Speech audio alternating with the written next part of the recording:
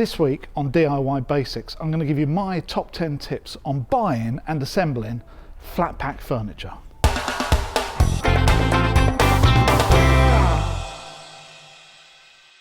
Love it or loathe it, flat pack furniture is in just about every home around the world, and in the current economic climate, for most people there is no alternative. So after many years of buying and using this type of furniture myself, here are my top 10 tips.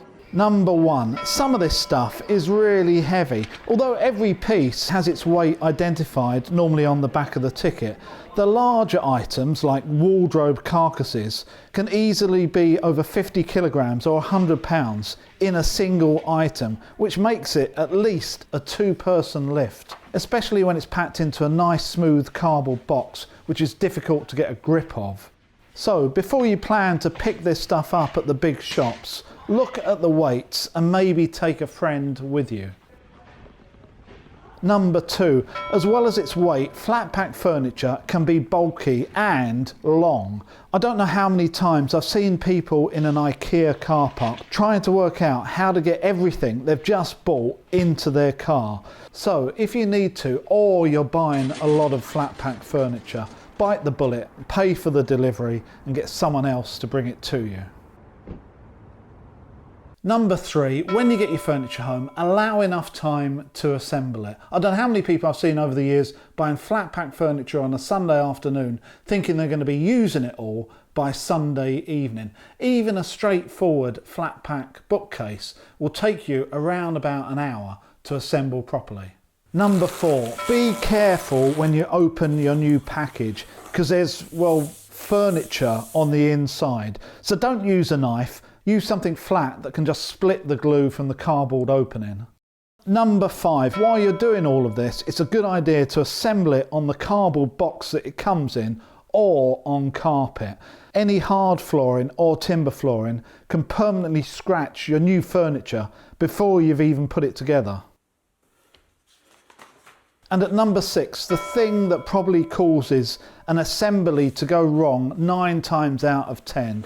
And it's not only not reading the instructions, but lay out the pieces as shown in them. I mean, exactly. Lots of these pieces look similar, but the channels and the holes will help you identify which way round they should be. So a little bit of time and a little bit of care to get these exactly laid out and orientated as per the diagrams in the instruction manual will help you stop going wrong.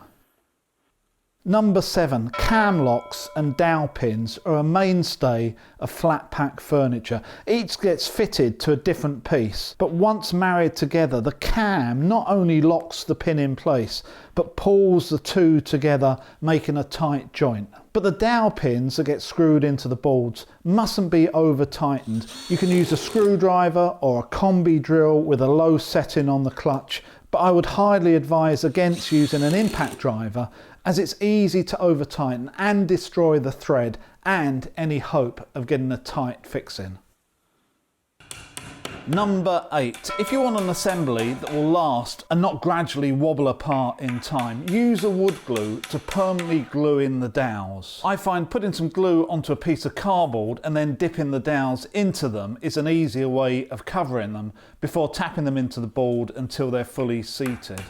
On the receiving side, squirt some glue into the hole, but try to get it to run down the side rather than just sit at the bottom. So when the dowel goes in, there's glue between it and the board.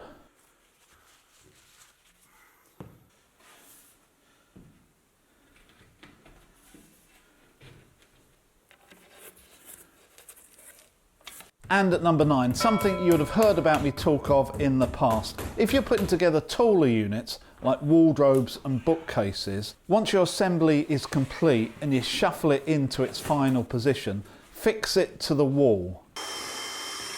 If assembled properly, this type of furniture will have good lateral stability from side to side, but once loaded, it doesn't take much to pull it forward and tip them over, which can cause a really nasty accident if they're fully loaded.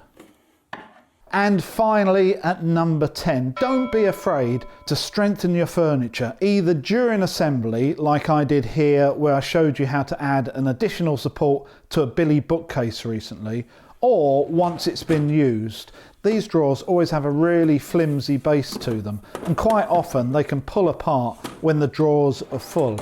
So to fix this, you can reinforce them with battens simply glued to the underneath to stop them sagging and pulling apart.